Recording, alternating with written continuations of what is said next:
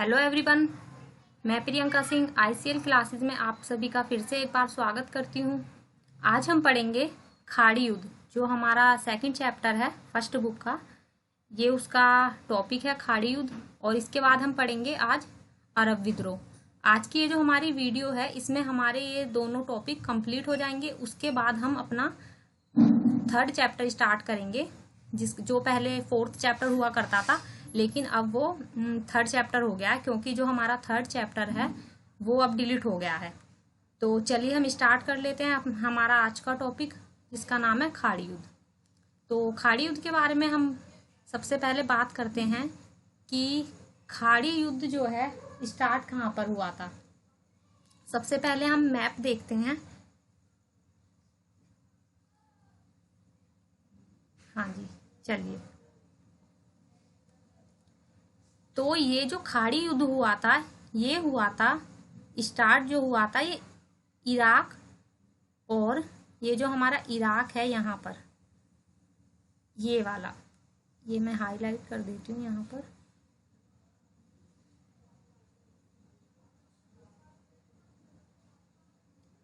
हाँ जी, तो ये जो खाड़ी युद्ध था ये दो देशों के बीच में हुआ था, इराक, ये वाला इराक, और कुवैत के बीच में, ये वाला।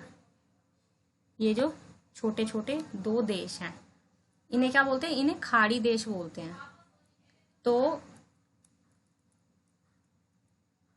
अब हम देखते हैं कि स्टार्ट क्यों हुआ था ये युद्ध, इसका कारण क्या था। खाड़ी युद्ध को प्रथम खाड़ी युद्ध के नाम से भी जाना जाता है। 1990 में क्या हुआ, इराक ने क्या किया, कुवैत देश पर आक्रमण करके उस पर कब्जा कर लिया, जिससे सभी देशों ने क्या किया, इसका विरोध किया। इस पर कब्जा क्यों किया था? क्योंकि जो ये कुवैत है, इसमें क्या है, बहुत सारे इन देशों में क्या है, तेल वगैरह के क्या है, भंडार हैं, अच्छे क्या है, प्राकृतिक संसाधन है यहाँ पर। तो इसका क्या कारण था कि ये जो इराक था, इसने कुवैत पर हमला, क्योंकि पहले क्या हुआ था, ईरान जो था, ईरान और इराक के बीच में जब युद्ध चल रहा था, तो उस समय क्या हुआ था, कुवैत ने इसको क्या दी थी, आर्थिक सहायता दी थी।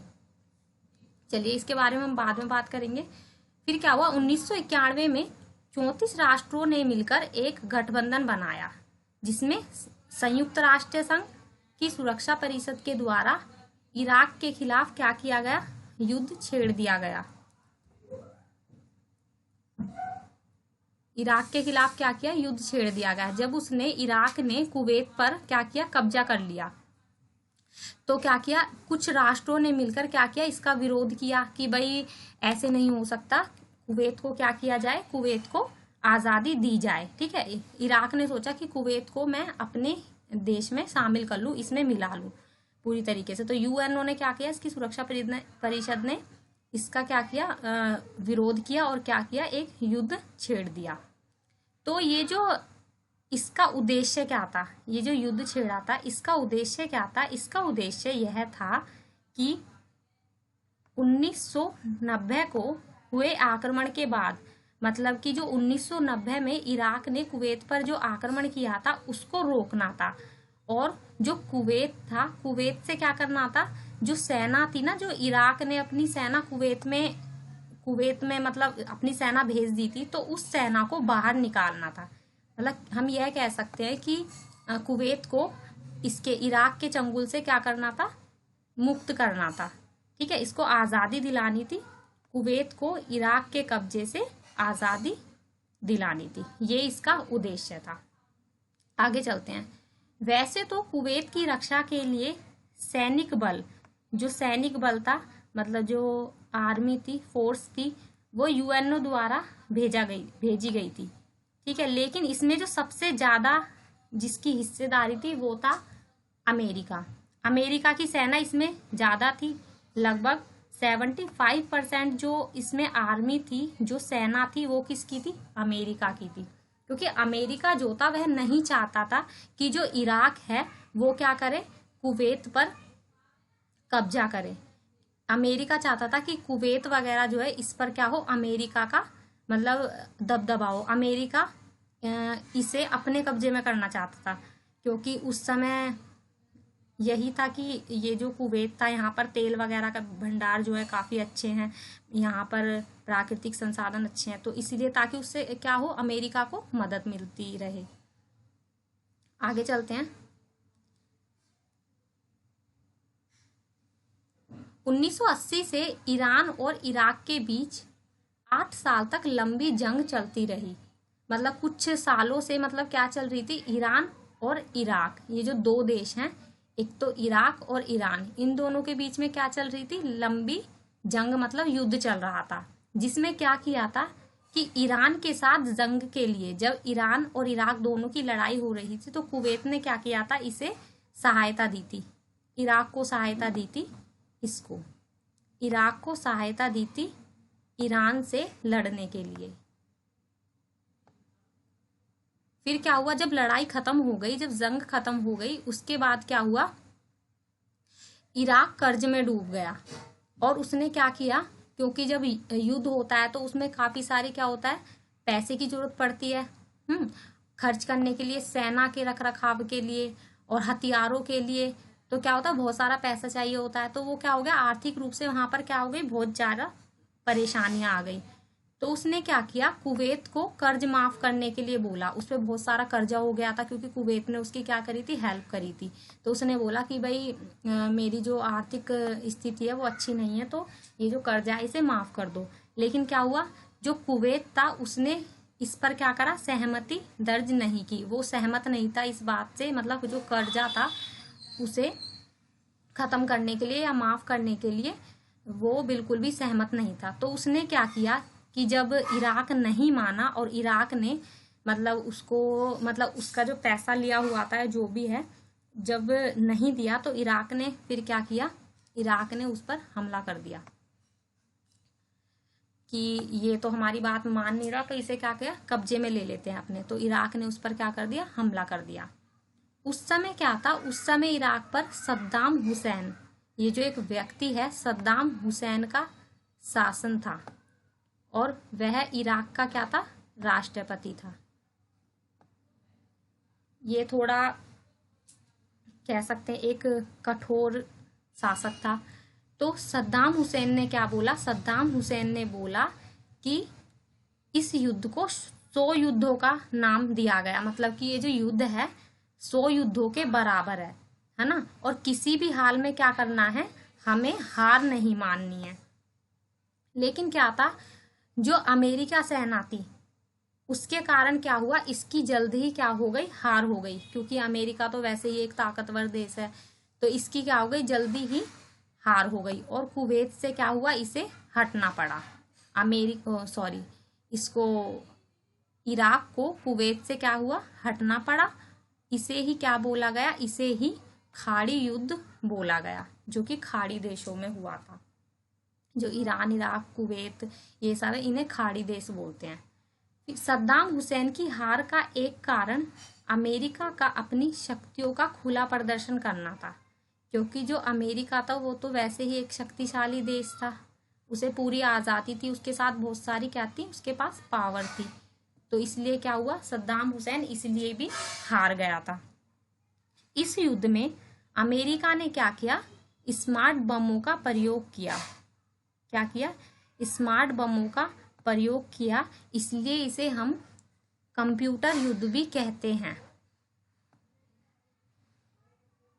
कंप्यूटर युद्ध भी कहते हैं क्योंकि इसमें बहुत सारे स्मार्ट बम बने थे, इसलिए इसे कंप्यूटर युद्ध भी बोलते हैं। और इस युद्ध में क्या हुआ, इस युद्ध में करीब 4,25,000 सैनिक अकेले अमेरिका के थे। इतनी जो फोर्स थी वो अकेले अमेरिका की थी। तो सोचिए कि इसमें कितने ज़्यादा सैनिक आए होंगे, इस युद्ध में शामिल हुए होंगे, और इसमें काफ़ी सारे लोगों की डेथ भी हो गई थी। साथ ही साथ इस युद्ध का क्या किया गया, लाइव प्रसारण किया गया था। मतलब जब युद्ध हो रहा था तो इसे लाइव दिखाया जा रहा था टीवी पर, जिसकी वजह से क्या हुआ, इसे क्या बोला गया, वीडियो गेम वार भी कहा गया। उसके बाद 27 फरवरी 1991 को कुवैत को इराक के कब्जे से क्या मिल गई, आज़ादी मिल गई।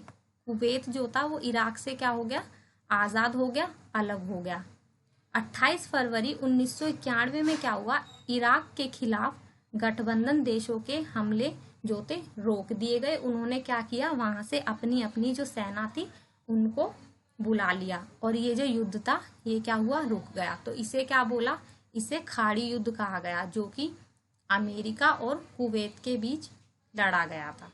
ये हमारा जो टॉपिक था खाड़ी युद्ध, ये यहाँ पर खत्म हो गया। अब हम अपने नेक्स्ट टॉपिक पर चलते हैं जिसका नाम है अरब विद्रोह।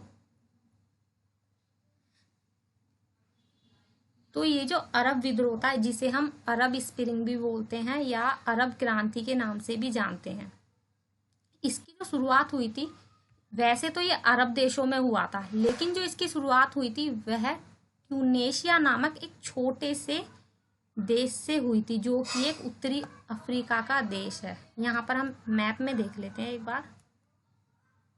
हाँ, ये जो देखिए, ये वाला जो है ट्यूनीशिया, ये वाला छोटा सा जो एक देश है, यहाँ पर हुई थी। ये उत्तरी अफ्रीका का देश है, यहाँ पर हुई थी इसकी शुरुआत। फिर आप सोचोगे कि ये यहाँ पर इसकी शुरुआत हुई थी तो ये अरब में कैसे फैल गया। ये यहाँ पर इसकी शुरुआत हुई, फिर उसके बाद अल्जीरिया, लीबिया, सूडान, धीरे धीरे कर कर क्या हुआ, ये जो हमारी ये अरेबियन कंट्रीज है इधर, यहाँ पर ये सारा यहाँ पर फैल गया ये वाला युद्ध। तो इसकी शुरुआत कैसे हुई थी, जो ये विद्रोह हुआ था इसकी शुरुआत हुई कैसे, और इसके जो कारण क्या थे और इसके परिणाम क्या थे, इनके बारे में आज हम पढ़ेंगे। तो अरब क्रांति की जो शुरुआत हुई थी वो ट्यूनीशिया एक देश से हुई थी। जो ट्यूनीशिया है वो क्या है, उत्तरी अफ्रीका का एक देश है। और जो यहाँ के राष्ट्रपति हैं, इन्हें बेन अली के नाम से, ये इनका बहुत बड़ा सा नाम है, ज़ैन अली अबीदैन, लेकिन इन्हें बेन अली के नाम से जानते हैं। और इनका जो शासन था वो था 1987 से इनका शासन चलता आ रहा था। ये जो अरब विद्रोह हुआ था ये 21वीं शताब्दी में हुआ था, सन 2011 में। तो यहाँ पर क्या था, जो ये ट्यूनीशिया था यहाँ पर बेन अली का शासन था और 1987 से वो क्या कर रहे थे, शासन चला रहे थे। यहाँ की जो सरकार थी वो कैसी थी, तानाशाही थी और लोगों पर क्या करती थी, बहुत ज्यादा अत्याचार करती थी। जो वहाँ की जनता थी सरकार से बिल्कुल भी खुश नहीं थी, है ना, क्योंकि सरकार, जो लोग थे उनको बिल्कुल भी अपनी बातों की अभिव्यक्ति करने का बिल्कुल भी अधिकार नहीं था। उनके अधिकारों का क्या होता था, हनन होता था, मतलब उन पर बहुत ज्यादा अत्याचार किए जाते थे। ठीक है, फिर अरब क्रांति की शुरुआत जो हुई थी वो एक व्यक्ति से हुई थी, बहुत साधारण से एक व्यक्ति थे जिनका नाम था मोहम्मद बाऊजीजी करके एक व्यक्ति थे, जो कि एक गरीब परिवार से थे। अब आप सोचोगे कि इतने बड़े जो क्रांति थी इसकी शुरुआत एक साधारण से व्यक्ति से कैसे हो गई। तो ये व्यक्ति तो साधारण से थे, लेकिन जो ये मतलब क्रांति थी, एक जो घटना हुई थी वो जो घटना थी वो साधारण नहीं थी। तो क्या हुआ, ये जो व्यक्ति थे जिनका नाम था मोहम्मद बाऊजीजी इनका नाम था। इनका जन्म हुआ था 29 मार्च 1984 को ट्यूनीशिया में हुआ था इनका जन्म। ये बहुत ही गरीब परिवार से थे और जब ये 3-4 साल की एज के थे तो इनके पिताजी की क्या हो गई थी, डेथ हो गई थी। तो सारा जितना भी मतलब वो था, घर की जिम्मेदारी थी जो भी, वो सारी इनके कंधों पर आ गई थी। तो ये क्या करते थे, मोहम्मद बाऊजीजी जो थे, ये टाउन हॉल जो एक जगह है वहां पर इन्होंने क्या किया था, ये सब्जी फल बेचा करते थे। तो इन्होंने वहां पर आवेदन किया हुआ था, मतलब अप्लाई किया हुआ था लाइसेंस के लिए, लेकिन उनको वहां पर क्या अनुमति नहीं मिल रही थी, लाइसेंस की अनुमति नहीं मिल रही थी। तो एक दिन जब 17 दिसंबर था उस दिन, तो वो वहां पर जब फल बेचने के लिए गए तो उन्होंने देखा कि उस स्थान पर जहाँ वो रोज फल बेचा करते थे कोई और अपना सामान बेच रहा है। तो उन्होंने क्या किया, इस बात का थोड़ा विरोध किया, मतलब उन्हें अच्छा नहीं लगा। फिर उन्होंने क्या किया कि उसे समझाया, आराम से समझाने की कोशिश की, लेकिन जो दूसरा व्यक्ति था उसने उनकी बात को नहीं माना। फिर उन्होंने क्या किया, पुलिस से हेल्प ली, लेकिन पुलिस ने क्या किया, उनकी बातों का विरोध किया। क्यों? क्योंकि वहां पर तो तानाशाही सरकार थी, ठीक है, लोगों के अधिकारों का क्या होता था, हनन होता था, अत्याचार होते थे उन पर। तो पुलिस ने क्या किया, उनका जो सामान था छीन लिया और उनको बहुत ज्यादा मारा, मतलब कि उनको फिजिकली टॉर्चर हुआ उनका बहुत ज्यादा। उनके साथ इतना ज्यादा टॉर्चर हुआ, उनके साथ बहुत मिसबिहेव किया गया कि वो इतने ज्यादा दुखी हो गए, मेंटली डिस्टर्ब हो गए कि उन्होंने गुस्से में आकर क्या किया, गुस्से में आकर अपने ऊपर क्या छिड़क लिया, केरोसिन छिड़क लिया, मतलब मिट्टी का तेल छिड़क लिया, और क्या किया, खुद को आग लगाकर आत्मदाह कर लिया। आत्मदाह का मतलब होता है कि अपने आप को जलाना, मतलब सुसाइड करना। तो उन्होंने क्या किया, परेशान होकर सुसाइड कर लिया। फिर लोगों ने क्या किया, उनको बचाने का प्रयास किया, लेकिन उनकी हालत इतनी गंभीर हो गई जब उन्होंने आग लगा ली थी, लेकिन वो बच नहीं पाए। तो जब आग लगा ली एक बंदे ने, मतलब खड़े खड़े, इतनी छोटी बात के लिए, बात छोटी नहीं थी, उसे अगर देखा जाता ठीक से विचार करके, अगर वहां का जो कानून अच्छा होता तो उसे सुलझाया जा सकता था, वो इतनी बड़ी घटना नहीं बनती ना। लेकिन एक बंदे की जान चली गई तो ये घटना बड़ी ही थी। तो आत्मदाह करते समय क्या हो रहा था, जब उन्होंने सुसाइड कर रहे थे, वो ये जो मोहम्मद बाऊजी जी नामक व्यक्ति थे, तो इनके जो चचेरे भाई थे, इनके चचेरे भाई ने क्या किया, उस घटना का वीडियो बना लिया, और वीडियो बनाकर उसे क्या किया, यह वीडियो जो था, यह वीडियो फेसबुक पर क्या कर दिया, वायरल कर दिया, सोशल मीडिया पर, फेसबुक के जरिए। अब आपको तो पता ही है कि ये जो सोशल मीडिया है, यहाँ पर वीडियोस वगैरह जो होती है कितनी जल्दी से वायरल होती है। तो ये जो घटना थी धीरे धीरे क्या हुआ, सभी देशों में फैल गई, आसपास के सभी देशों में फैल गई, धीरे धीरे करके, धीरे धीरे नहीं, बहुत तेजी से फैली। फिर क्या हुआ, 4 जनवरी 2011 को इनकी मृत्यु हो गई। इस दिन इनकी मृत्यु हो गई, इन्होंने अपने प्राण त्याग दिए, और उनके अंतिम संस्कार में हजारों लोग शामिल हुए। काफी सारे लोगों ने उनका क्या किया, साथ दिया, क्योंकि उनके साथ क्या हुआ था, अत्याचार हुआ था, ठीक है। बाऊजी की मृत्यु के बाद ट्यूनीशिया में भारी संख्या में लोग क्या करने लग गए, विरोध करने लग गए। लोग क्या करने लग गए, विरोध करने लग गए। लेकिन वहां पर क्या है, वहां की जो सरकार है वो तानाशाही है। वहां पर जैसा भी कुछ होता है, अगर लोग क्या करते हैं, विरोध करते हैं, तो वो क्या करती है वहां की सरकार, कि ऐसा आदेश दे देती कि क्या करो, इन्हें गोली मार दो, उड़ा दो, इन्हें गोली मारने का आदेश दे देती है, ठीक है। तो वहां क्या हुआ, फिर विरोध को दबाने के लिए जो जनता जो थी वो सड़कों पर आ गई, ठीक है, और कहने लगे कि हमें अपने अधिकार चाहिए, कुछ चेंजेस होने चाहिए। तो वहां की सरकार द्वारा क्या की गई, गोलियां चलाई गई, गोलियां चलाई के लोगों को मारा जाए। परंतु लोगों का विरोध जो था वो शांत नहीं हुआ। लोग जो थे वो डरे नहीं बिल्कुल भी, और क्या हुआ, बहुत भारी संख्या में आगे बढ़ चढ़कर उन्होंने क्या लिया, भाग लिया, हिस्सा लिया। उन्होंने अपने जो काम थे, अपने रोजगार थे, दुकानें थी, सब बंद कर दिया, और वो क्या करने लगे, सड़कों पर आ गए, विरोध करने लगे, आंदोलन करने लगे, ठीक है, हड़ताल पर बैठ गए। ऐसी वहां की सिचुएशन उस समय हो गई थी। फिर विरोध के बढ़ने की वजह से वहां पर क्या कर दिया, कर्फ्यू लगा दिया गया। जो कर्फ्यू होता है, मतलब सब कुछ बंद हो जाता है, और वहां पर क्या होता है कि अगर किसी को देख लिया जाएगा, इमरजेंसी लागू कर दी वहां पर, ठीक है। और बाद में आपातकाल भी लागू कर दिया गया कि अगर लोगों को देखा गया तो क्या होगा, वहां पर गोली मार दी जाएगी सबको। ऐसा वहां पर आदेश दिया गया कि लोग इकट्ठे नहीं हो सकते। फिर उसके बाद क्या हुआ कि अंत में